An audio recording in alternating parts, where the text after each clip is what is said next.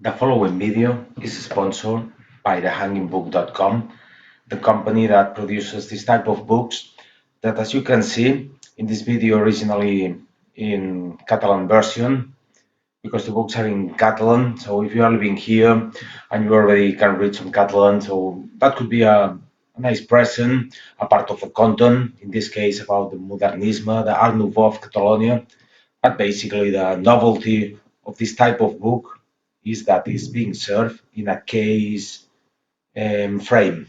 So it's like a frame for pictures, but not for one, but for 12, 20 pictures which are inside in the book. So then you can hang in whether it is horizontal, the picture, or also vertical. So you can find more in thehangingbook.com. So here we are in the square of Sant Just. That has the same name, as you can read there, as the church. That is the main building in this little square, but with so much history. 2000 years ago, when Barcelona was a Roman town, though not that important as a neighboring town called Tarragona, that it was the capital of a big province, big Roman province called Tarraconensis, or Hispania Superior. So 2000 years ago, with the foundation of Barcelona, his first steps into his life was relatively small, and so already there were streets. Though along the times of the Visigoths, the kingdom that was running these territories after the Roman Empire, and the very regular grid of the Roman town from this late ancient times, 5th, 6th, 7th century, a short period of the Muslims, by 720 approximately, we don't know for sure, until 801, when the town was conquered by the Franks.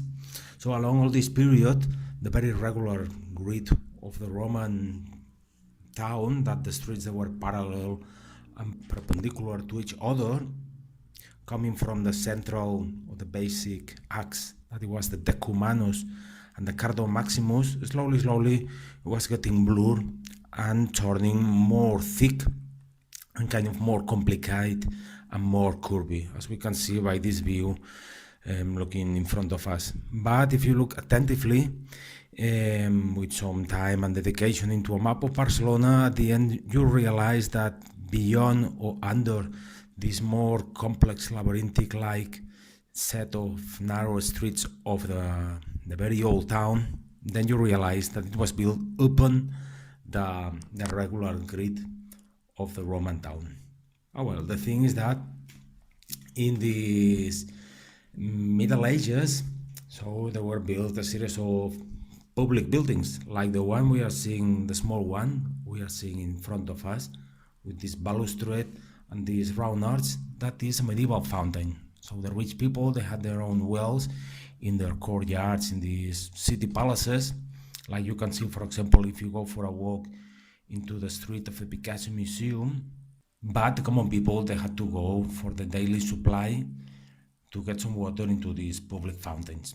Though it's not absolutely medieval, because as you can see by this kind of framing, the rectangular frame and the round arch, that's a reform of the Romantic times, or even a bit later in neoclassic style.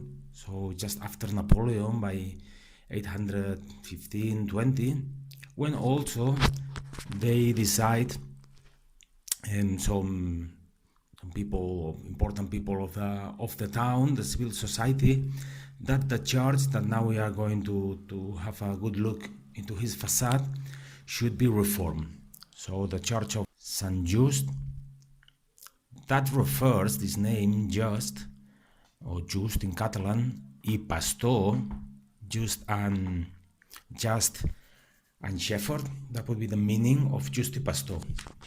These were two adolescents or even children of a Roman town near Madrid, and nowadays is an important university, Alcalá de Henares, and happened that already these children, they were convinced of the new true faith, that it was not the paganism, this Minerva and Jupiter, Hera, Bacchus, and so many gods, or even the very same emperor, or the very same emperors or ex-emperors that they were divinized, or just this kind of self-service of the ancient times, no? That they were very open to adopt new gods, and it was no trouble to have as many gods as possible.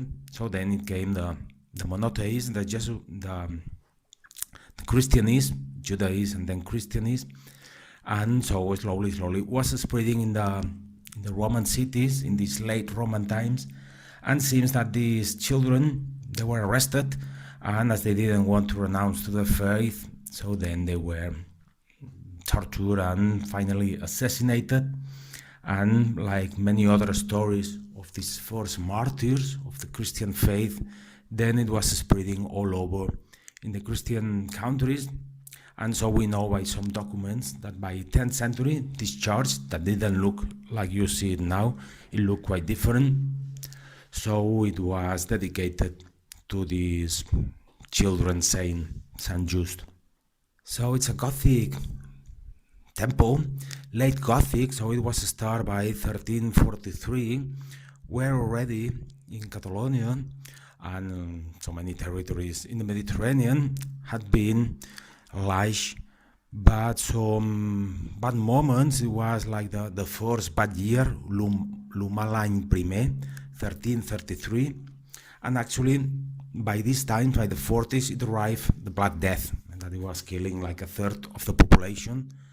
Actually, in this church that has been the site of many archaeological findings, they found like a mass engraving of, probably the historians believe that it was to bury people in a hurry because they were dying like many citizens in a town of approximately 40,000.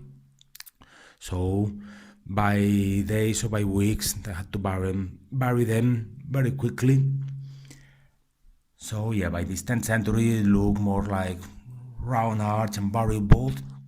But then at the height of the power of the Catalans in the Mediterranean, though at the same time it was beginning the decay, as they lost the eastern markets, it was some disaccord or disputes in between the different countries of the Catalan-Aragonese crown.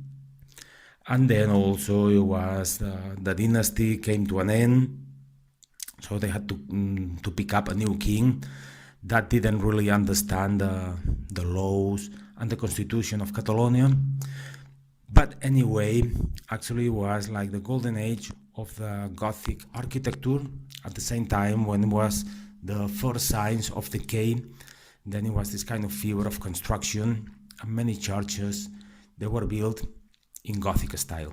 So you can see these side arches or windows, the central door, and the upper big window, pointed arch, the typical element of the Gothic architecture.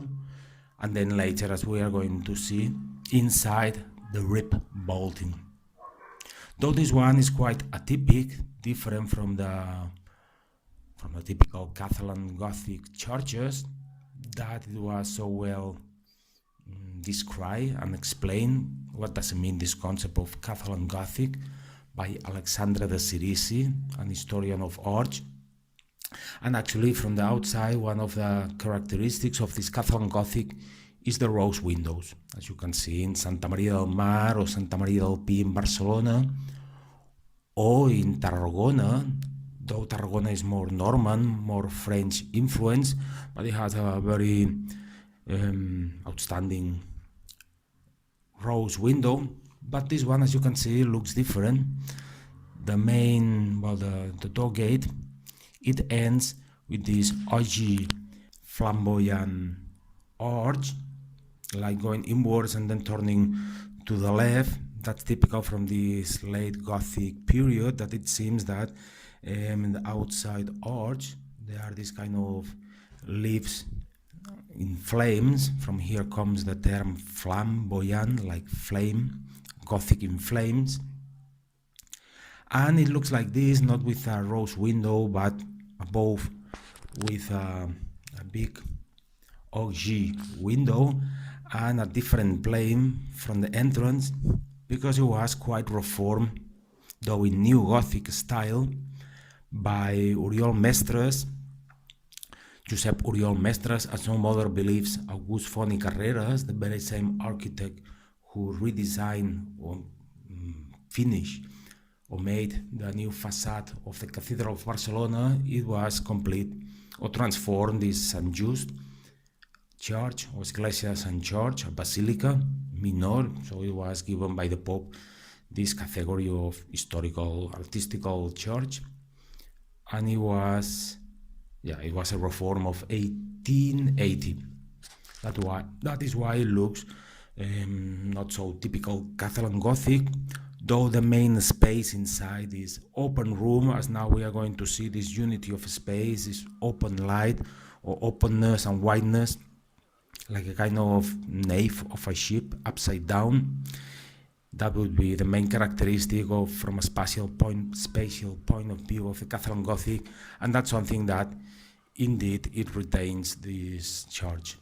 It's in this environment, very interesting. You can see the lower parts of the buildings from 17th, 18th, 19th century. They used to be the workshops. There's different types of options, no, to make the walls, and some very nice terrace to enjoy the view while having a beer. And here, look, this street, that is the street where is the long facade or side of the church, because really facade that comes from face, no, and is really only one, no, the one that is the main entrance. That so it's the long side of the church. That is one nave. It's one nave, and then all the sides chapels, and see, it's dedicated to Hercules. That is the mythological founder of Barcelona.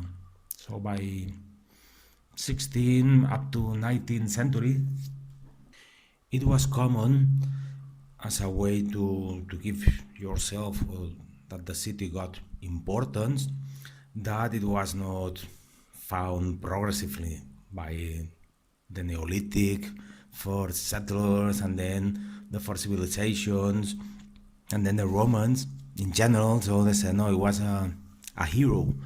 Like, remember Rome, they said it was Aeneas. Or like here, for example, they said it was Hercules, together with the Argonauts, that they were the mythological founders of Barcelona. That was kind of explained in a very theatrical, spectacular way in the opening ceremony of the Olympic Games '92. And so the reason why here we have Hercules, because this foundation of Barcelona. And above left you can see this typical element of the Gothic, as it is the gargoyles. Normally the gargoyles, they are sisal, and they gave them kind of body as an animal or as a human, or a kind of hybrid, half human, half beast, that looks a bit like the head of an eagle, but it's basically like a cheap gargoyle, just a kind of pipeline to bring the water outwards so it doesn't damage the stone. And you can see all over, as in the facade, can be see this typical size of the Catalan Gothic, like an open palm, and then something like 20 centimeters height and deep like 40. All these stones, sandstone, taken from the hill of Montjuic, that is like 20 minutes from here walking, or half an hour. You can see different coat of arms. Sometimes it was nobility, families, like for example the Requesens, very important family of nobility, that sometimes even some of his members, they hold very important positions in the politics of the times, like governor or viceroy of the Netherlands, Flanders. And when they were paying for this chapel or these other chapels, so they want that everybody knew that they had been so generous, and that also they were powerful and rich enough so to finish this part of the church or this other, or to complete this window. So that's the reason why of the coat of arms. Like nowadays, for example, if a company restores something, they put a poster or they put a placate to commemorate. So everybody thanks for this sponsorship. In the times, it was not done really by companies, by families, even the very same family of the kings, or sometimes they were putting the label, the coat of arms of the council. That it was the assembly, no, the assembly of the rich people of the times. And look here, notice this very powerful sound and thick buttresses.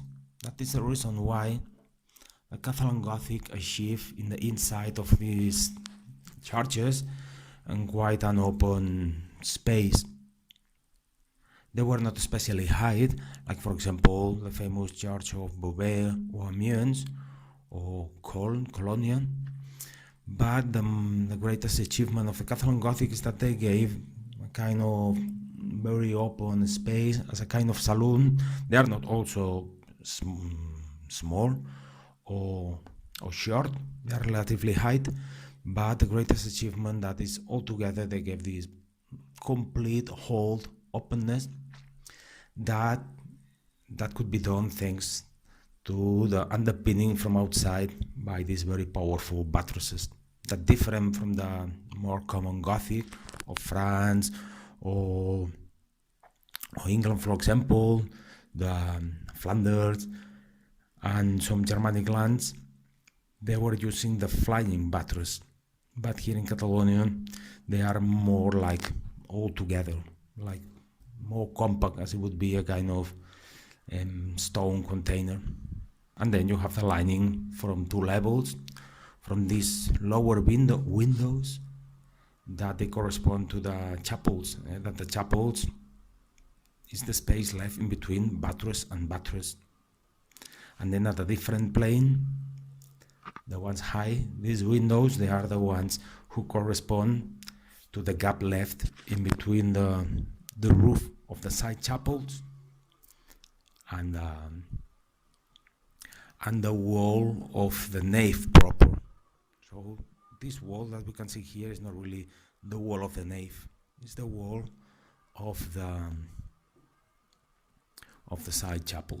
So see one of these palaces that probably was built by 13th, 14th century, but along the centuries went through different reforms, like they gave them balconies, and the balcony is not really medieval, it's much later from 17th century. This part here, the one corresponding to the belfry, is the one that was complete the last. So the first stage of construction, this late Gothic, is from 1343 until 1574. So the first stage of construction, 1343 until 1574. So it is late Gothic. They began by the apse, and then when they were arriving to this facade and the tower, in the times that the very same architect Pere Blai that was able to build in this Gothic or very late Gothic style, at the same time very close, like 20 meters, or well, 60 meters, he was building a fantastic Renaissance facade for the palace of the Catalan government called Generalitat.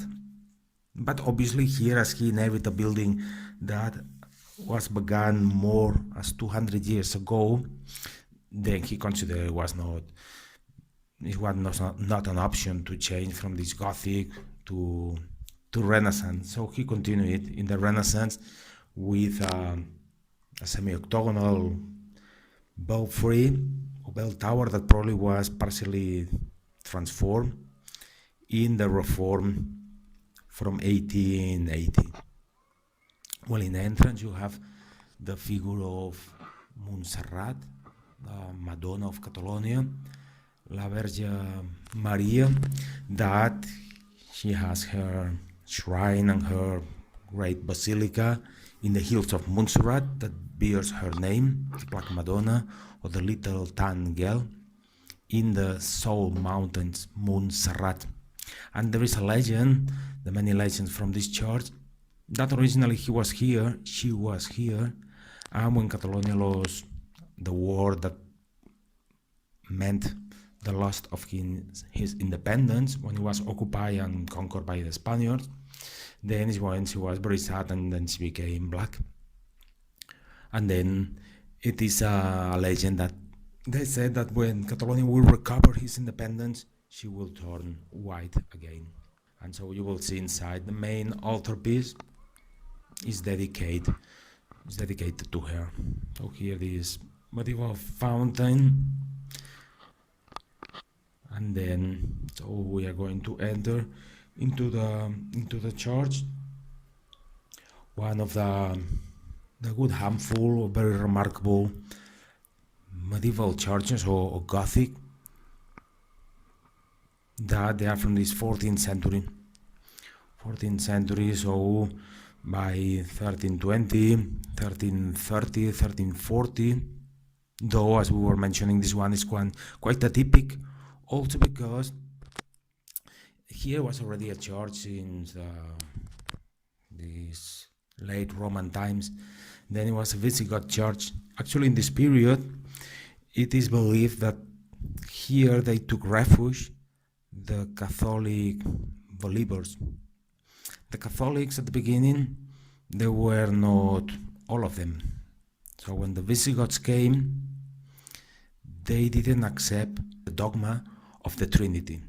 You know, the Trinity is this very puzzling thing that there is this Father, Son, and Holy Ghost, that they are not three different entities. They are somehow a very same entity.